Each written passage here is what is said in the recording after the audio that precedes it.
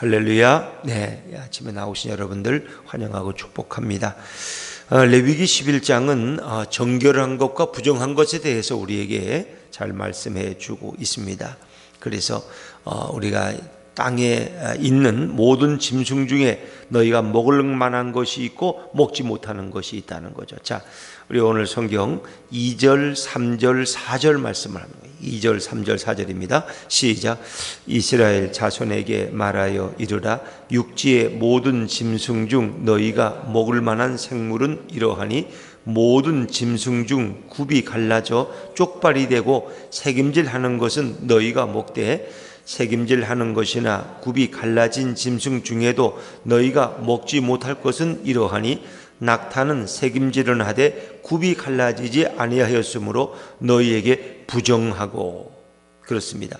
육지에 있는 모든 짐승 중에 정결한 것과 부정한 것인데, 이 정결한 것과 부정한 것을 나누는 기준은 그것의 시체의 몸이 닿으면 그 부정한 것이 옮겨지는 의미도 있지만 먹을 수 있는 것과 먹지 못하는 것, 이 가장 큰 거예요. 그래서 구약의 유대인들이 먹을 수 있는 짐승의 고기와 먹지 못하는 짐승의 고기가 있다. 이것을 이제 일단 구분해 놓은 거죠. 또 9절과 10절은 어류에도 부정한 것과 정결한 것이 있다는 거죠. 그래서 부정한 것은 먹지 못하고 정결한 것은 먹을 수 있다. 우리 어류의 종류도 한번 볼까요? 어류. 특별히 여기 7절에 보니까 돼지는 굽이 갈라져 쪽발이로 돼 새김질을 못함으로 너에게 부정하다.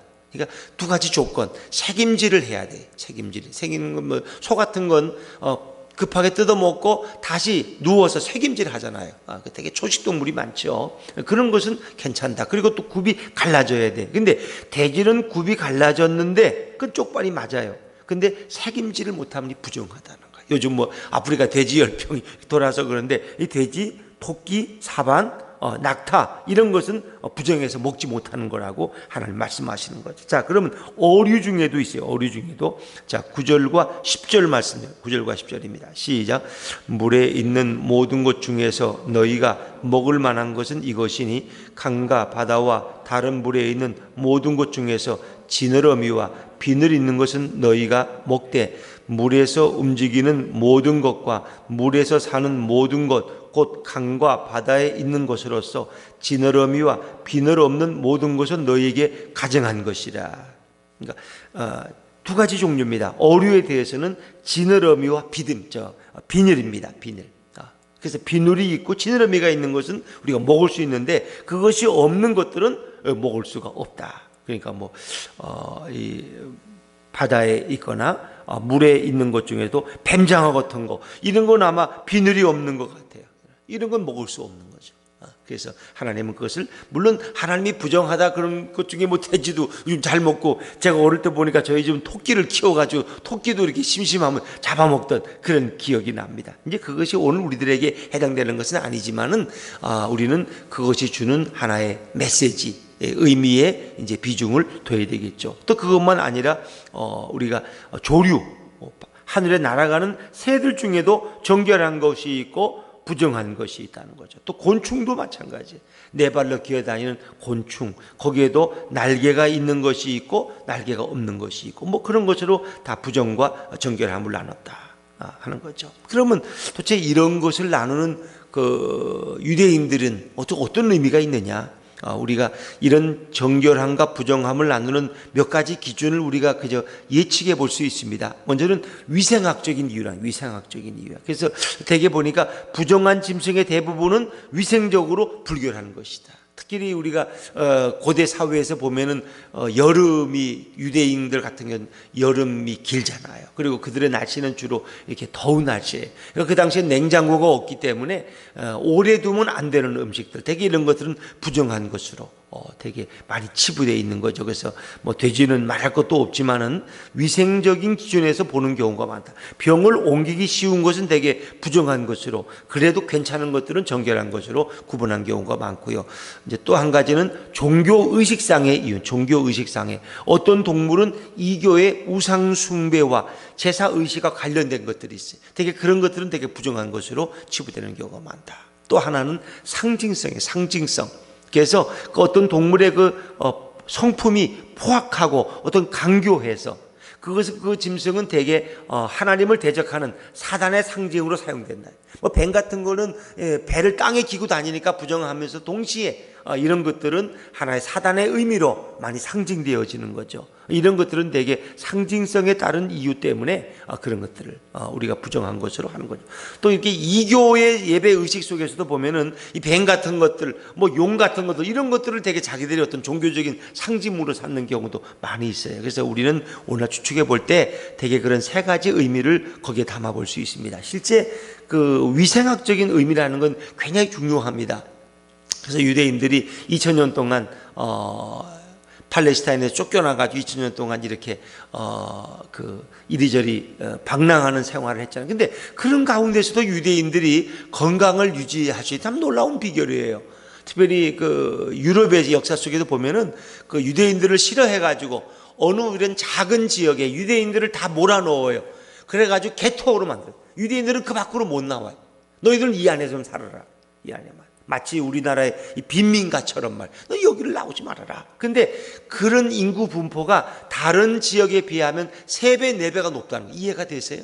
그러니까 바글바글. 왜? 조그만 땅덩이를 주고 여기는 너희가 살아라. 나오지 말아라. 넌 여기서 나오면 죽는다. 그러니까 유대인들이 그 작은 땅덩어리 속에서 막 바글바글 살아가면은 병도 많아야 되고 굶어 죽어야 되고 그런데 전혀 그렇지 않다는 것입니다. 오히려 그것을 역사적으로 발견해 보니까 그 좁은 공간에 유대인들이 몰려 사는데 오히려 유아 사망률이 다른 일반 지역보다 50% 이상은 더 적다는 것입니다. 그러니까 아이를 낳으면 되게 빨리 죽잖아요. 왜? 그때는 병원도 없고 또 뭐 위생적으로도 안 좋으니까 전염병에 걸려가지고. 근데 유대인들의 아이들은 안 죽는다는 거예요. 50%는 더 잘 산다는 거예요. 이유가 설명이 안 돼. 아니 유대인들은 왜 안 죽나? 하나님이 뭐 더 보호하시나? 물론 뭐 그런 의미도 있겠지만은 그들은 이 위생적 관념이 이 성경의 정결 예법을 그대로 따른다는 것입니다. 그러니까 먹어야 될 음식과 먹어서는 안 되는 음식들, 또 이런 것들을 오래 둔 것은 먹지 않는 이런 것이 굉장히 철저합니다. 유대인들은 아이들에게 이 음식은 굉장히 위생적으로 이 모든 것이 탈무드에 있고 이 바로 모세오경 여기에 이제 특히 레위기를 중심으로 있는 이런 정결 예법을 그들은 철저하게 지킨다. 철저하게. 그래서 오히려 유대인들은 더 건강하고 아이들이 더 발육이 높고 더 잘 자라고 유아들이 죽지 않는다는 거. 이거는 제가 며칠 전에 그 SBS의 그 무슨 교육 방송이 있더라고요. 그거 들었는데 유대인들의 뭐 지혜와 학교 생활 이런 것을 다루는 거기에 나온 어떤 기자 출신의 그 프로듀서가 쭉 설명하는데 이것을 얘기해 제가 이 생각이 나서 말씀드리는 거예요. 유대인들은 참 특별하다. 왜? 이 성경에 나오는 것은 오늘 우리가 상식적으로 봐도 틀린 게 없다는 것입니다. 틀린 게. 그래서 예전에 보면 돼지고기 그 더운데 뭐 한 3일 4일 지난 거 제대로 안 된 거 먹었다가 다 탈나고 죽어가. 유대인들은 먹지 않아. 그렇기 때문에 그 남들이 겪는 그런 위험을 그들은 다. 근데 일반인들은 뭐 돼지고기가 부정한지 아닌지 전혀 모르잖아요. 그래서 유대인들은 이미 이게 언제 쓴 책이에요? 모세오경이라는 거. 이 몇천 년 전에 쓴 책인데 그들은 이걸 다 애우니까. 아침에 모여서 하는 일이 모세오경을 암송하는 것이 그들의 종교적인 의무고 그들의 교육의 시작이에요. 아이들은 그래서 그들이 토라라고 말하는 이 모세오경을 아이들부터 다 애우고 그걸 토론하고 그래서 생활에 실천했다는 거죠. 이것이 유대인들의 건강의 뭐 건강만이 아니라 지금 세계적으로 우리가 뭐 다 알죠. 노벨상 받은 사람 중에 20%가 유태인. 그러면 인구라는 건 유태인 인구가 뭐 우리나라에 비교해봐는 5분의 1도 안 되는 인구. 세계적으로 다 유대인들 합쳐도. 근데 우리나라는 노벨상이 아직 한 명도 없어요. 근데 유대인들은 노벨상 전체의 20%를 유대인이 차지한다는. 그거 어떤 거냐? 그들의 교육 문화라는 거예요. 그들은 하나님 말씀을 읽고 그 말씀을 토론하는 그런 것이 그들의 종교 교육이에요. 그래서 유대인 아이들은 도서관에 가면은 이렇게 따로 앉는 이런 도서관이 아니라 늘 마주보고 하는. 책을 읽으면 앞에 사람과 늘 토론하는 것이 그들의 도서 방법, 교육의 방법이었다. 그래서 지금 뭐 하버드나 이런 데서도 유대인들의 이런 방법을 많이 배워 적용한다 그러는데 그냥 읽는 것으로 끝나고 암송하는 것이 아니라 그것을 앞에 사람과 충분히 토론하는, 이래서 그들은 창의적이라는 거예요. 남들이 생각하지 못하는 것을 생각하고 남보다 더 창의적인 생각을 한다는 거죠. 뭐 하여튼 이런 모든 출발이 성경에서 출발됐다는 것을 제가 말씀드리고자 하는 거예요. 그 여러분이 이해하시면 되겠습니다. 자, 그러면 이 정결 예법과 이 부정한 이런 것들은 결국 어디서 나왔느냐? 하나님이 거룩하시기 때문에. 그래서 이 거룩이라는 코데시라 그러는데, 내가 거룩하니 너희도 거룩하라. 하나님은 죄와 상관없는 분이에요. 그런데 우리 인간들이 죄가 깊어지면 하나님을 만날 수 없고 하나님 곁에 갈 수 없어요. 그래서 하나님은 우리 인간들을 죄로부터 분리시키기 위해서 내가 거룩한 것처럼 너희도 거룩하라. 그래서 그 거룩이라는 것은 먹는 음식으로부터 육신적인 정결로부터 영적인 정결에까지 하나님이 그것을 명령하고 있는 거예요. 그래서 하나님의 성품과 하나님의 인격의 그 특징은 거룩이다. 그리고 하나님께서는 죄와 분리된 그런 분이시다. 그래서 하나님은 그 장시대 백성에게도 거룩을 요구하고 계신다는 것입니다. 너희도 거룩하라는 것입니다. 그래서 우리가 이런 짐승들의 정결함과 부정한 것을 나누는 그 의미에는 참 많은 또 신앙적인 의미도 가지고 있죠. 자, 우리 오늘 3절 말씀을 다시 한번 읽죠. 3절입니다. 3절 시작. 모든 짐승 중 굽이 갈라져 쪽발이 되고 새김질하는 것은 너희가 먹되. 이 새김질은 물론 초식동물이 많다고 그랬죠. 근데 이 굽이 갈라져 있는 것은 대개 굽이 하나가 아니고 갈라져 있는 건데, 그것은 되게 그런 짐승들은 잘 넘어지지 않는다 그래요. 이 굽이 갈라져 있으므로 자기 몸을 잘 지킬 수 있다는 거예요. 넘어지지 않고 그래서 잘 견딜 수 있는. 그러니까 어떻게 보면 거기서 의미를 찾는다면 우리는 신앙생활 하면서 우리가 이 땅에서도 유혹으로 넘어지면 안 된다. 미끄러지는 인생, 걸려 넘어지는 인생이 되서는 안 되고 우리는 믿음에 견고히 서야 된다 하는 그런 말씀을 우리가 생각해 볼 수 있어요. 특히 다니엘과 다니엘의 세 친구를 보면은 바벨론 포로로 끌려갔잖아요. 거기서는 자기들의 정결함을 지킬 수가 없어요. 음식도 마음대로 못 먹어요. 우상 앞에도 절을 해야 돼요. 그런데 그들은 그 가운데서도 자기 여호와 하나님의 신앙을 지키는 거예요. 우리는 우상에게 절할 수 없다. 부정한 것을 먹을 수 없다. 다니엘을 보세요. 그 부정한 걸 먹지 않고도 오히려 그는 더 건강했다는 거죠. 더 지혜로웠다는 거죠. 우상 앞에 절하지 않고서도 다니엘의 세 친구는 결국 풀무불 속에 던져넣었지만 다시 살아나는 거죠. 하나님께서는 뭐예요? 너희들은 어떤 상황에 던져놔도 믿음으로 살아야 된다. 믿음을 포기하고 하나님을 등지면 안 된다는 거예요. 넘어지면 안 된다는 거예요. 어떤 경우에도. 그것이 너희가 사는 길이라는 거예요. 그러니까 우리는 그렇게 신앙으로 살다가 다 죽는 거 아니야? 요즘 사람이 정직해서 어떻게 살아? 그 말도 그건 다 옛날에 고전적인 얘기지. 요즘 사회에서 거짓말도 좀 하고 쓱싹도 하고 세금도 조금 이렇게 해야지 어떻게 사냐? 그런데 하나님의 방법은 그렇지 않다는 거예요. 너희가 하나님 말씀에 순종하며 살아라. 그것이 너희가 진정으로 망하는 것 같지만 그것이 너희가 잘 되는 길이고 너희가 승리하는 길이다. 이제 그걸 우리에게 말씀해 주고 있는 거죠. 또 우리가 9절 말씀 한번 읽어볼까요? 9절입니다. 9절보다 10절을 읽으면 10절 읽죠. 10절입니다. 시작. 물에서 움직이는 모든 것과 물에서 사는 모든 것, 곧 강과 바다에 있는 것으로서 지느러미와 비늘 없는 모든 것은 너에게 가증한 것이니라. 그러니까 지느러미와 비늘이 있는 것은 정결한 것이기 때문에 그건 먹을 수 있는 거예요. 어류 중에서도. 그러면 이 지느러미와 비늘이 있다는 걸 뭘 의미하느냐? 지느러미가 있기 때문에 강을 떠내려가요? 거슬러 올라가요? 거슬러 올라가요. 지느러미가 없으면 헤엄을 못 쳐요. 거슬러 올라갈 수가 없다는 거예요. 그러니까 우리 그리스도인의 삶은 세상을 거슬러 올라가는 삶이 돼야 돼요. 거슬러 올라가는. 세상 사람들이 다 진화론을 얘기하고 무신론을 얘기해도 우리는 아니다. 진화론은 거짓이다. 창조론이 맞다. 우리 세상에 거슬러 살아가요. 여러분 신문에 창조론 얘기 나오는 거 봤어요? 안 나와. 기자들은 철저하게 진화론에 대해서 진화론주의자들입니다. 그들은 진화론만 쓰기로 그들은 아주 맹세를 한 사람들이 절대 창조론을 얘기하지. 신문에 보세요. 그리고 사회적인 부분은 다 무신론.